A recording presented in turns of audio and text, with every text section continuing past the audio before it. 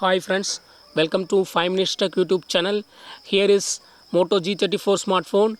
In this video, you will learn how to remove language from the list that you have created before in your phone Moto G34. First of all, go to the settings of your phone here, then go to system, then go to languages, and here select some languages, and here several languages are available. Apart from English, Tamil, other languages are available. Suppose if you want to remove some of the languages from this list, yes, you can do it. Just click on this three vertical dots, click on remove, and select the languages to be removed.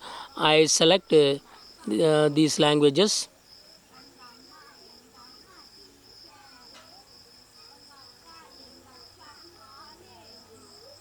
and click on delete button here, and click on remove.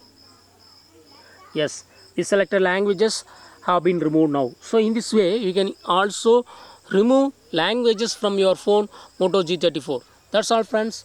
Thanks for watching. Bye.